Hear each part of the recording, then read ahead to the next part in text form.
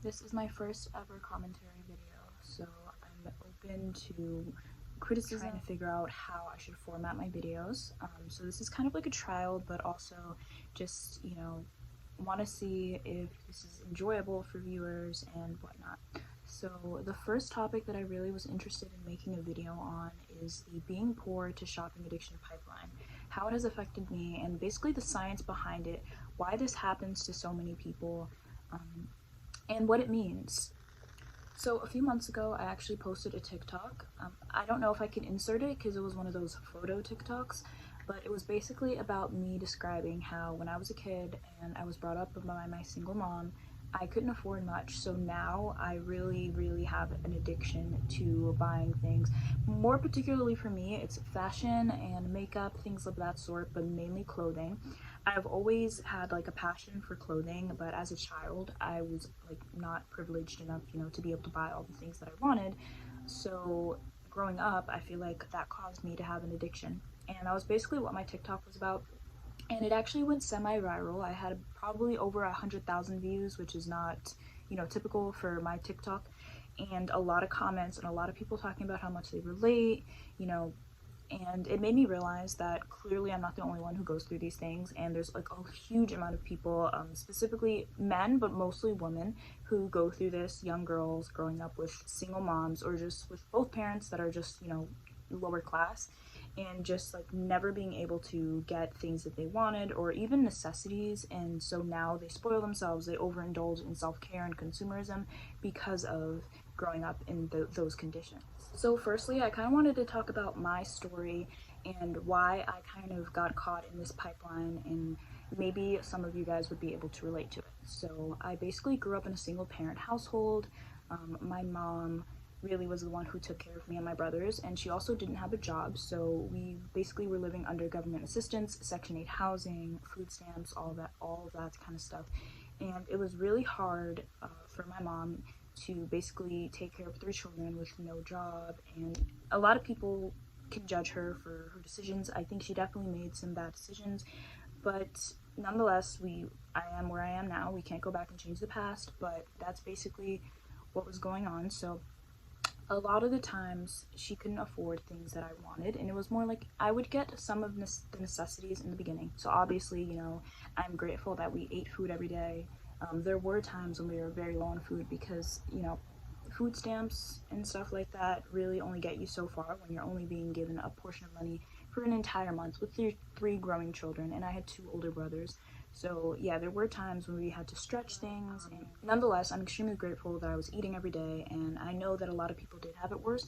That's one thing that my mom used to always say was like, and I think it's in a way invalidating to my feelings at the time, and also a lot of people when mothers usually always tend to say, oh, well, you shouldn't be upset because a lot of people have it worse. Look at those people.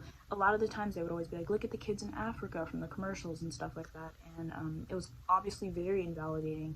But yeah, so I was basically taught that, as long as I'm eating every day, I should be grateful. And I was very grateful for that, but I was very like underprivileged in a lot of other ways, if that's a right term to use. So around the ages of like 13 and 14, I really started to realize how poor I actually was. I feel like when you're a child, yes, you know certain things you don't have that other people do have. But when you start to grow up a little bit in middle school kind of ages, people are really mean, especially children.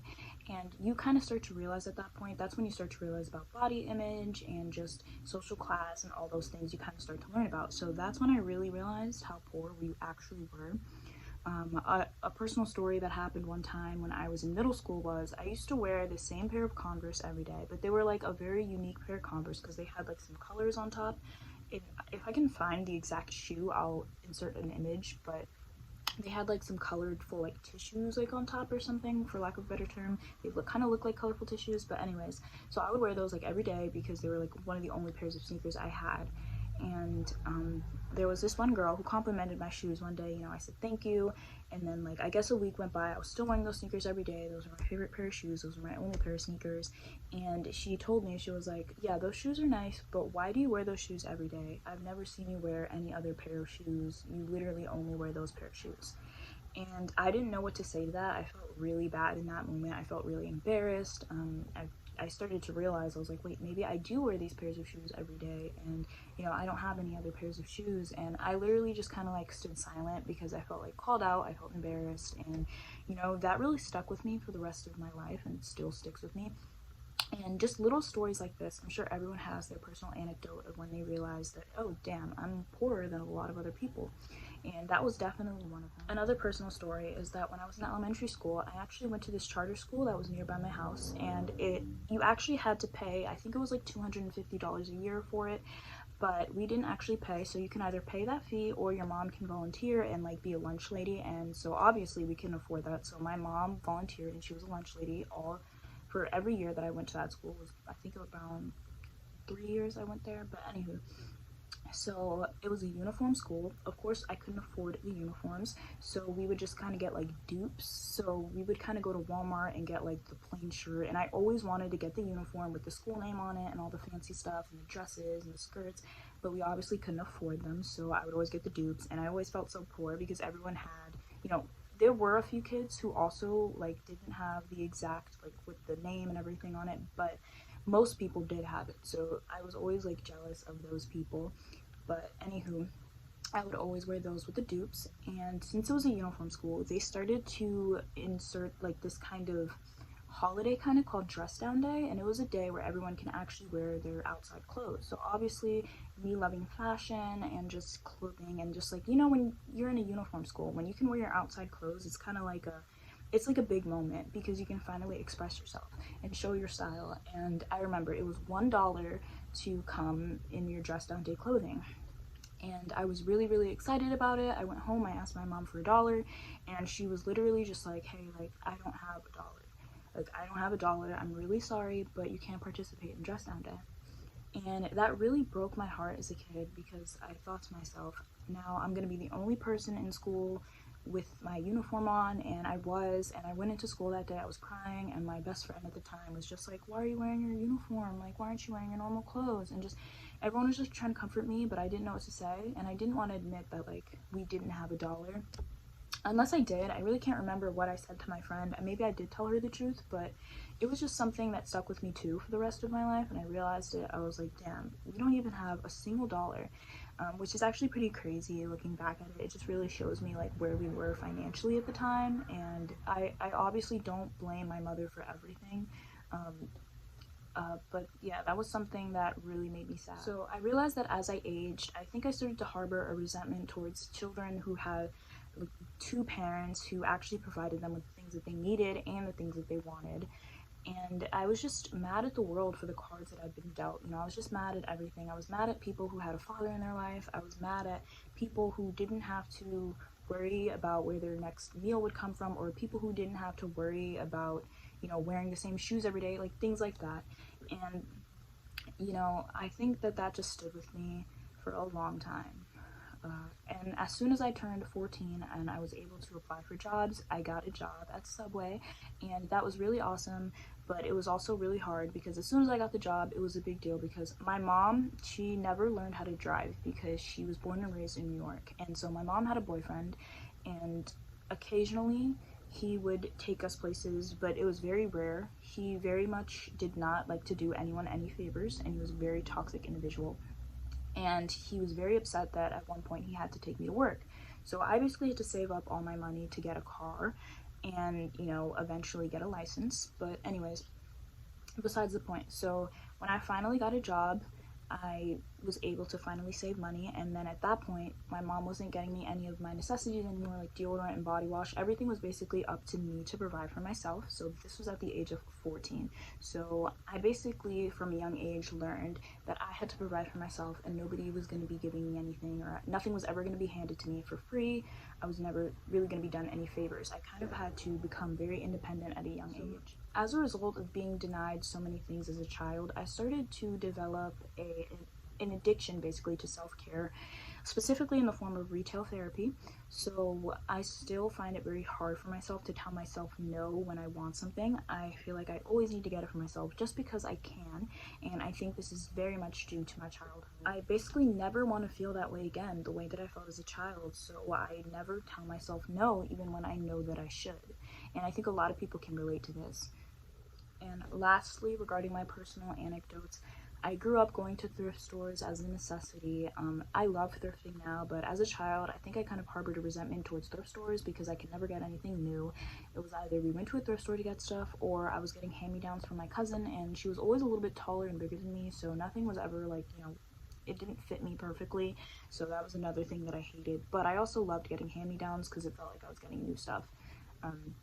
But I'm sure a lot of others can relate to that as well, and that's another reason why I love fashion right now, and I love buying clothing. I have an abundance of clothing. It's actually not even okay. But two words that I think are very important that I want to define are deprivation, which is the damaging lack of material benefits considered to be basic necessities to a society, as well as consumerism, which is a narrative deeply embedded in our social fabric that equates happiness and success with material possessions. A quote that I found from one of the sources that I was reading in order to do my research was that researchers found a link between deprivation in childhood and impulsive behavior, leading to addictions later in life. The findings, which are a culmination of 6 years of research, children who have experienced deprivation are more likely to make more impulsive choices than those who don't, and can lead to addictions later in life, research has shown. So this can be from anywhere between like shopping addiction in my case to people being addicted to fast food. If you grew up and you never were given the fast food or things of that sort, you may be more likely to develop a fast food addiction because maybe as a child you couldn't afford certain things and you ate ramen every day. So then as an adult you were finally able to afford, fast food as well as, just eating out. And there also is a link to people who were deprived as children to also become obese later in life. With me, I feel like it was kind of a little bit of an opposite effect. I always was very skinny growing up because of the lack of, extra food, but also I was very picky. That's another story in itself. But I was also very skinny because towards the end of the month, when you run out of food stamps, you run out of food. So it was the opposite effect for me. A desire to escape poverty can also push an individual to the extremes by refusing to settle for anything less than the best.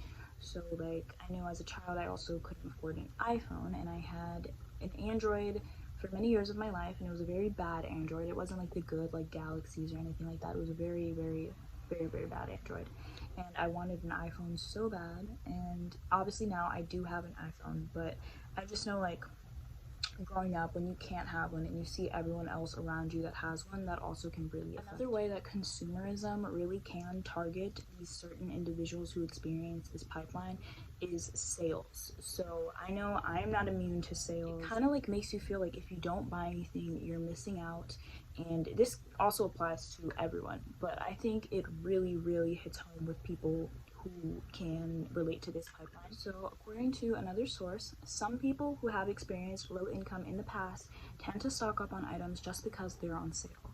They might purchase an overabundance of products they've never used for their discounted price, even when they don't need or want them.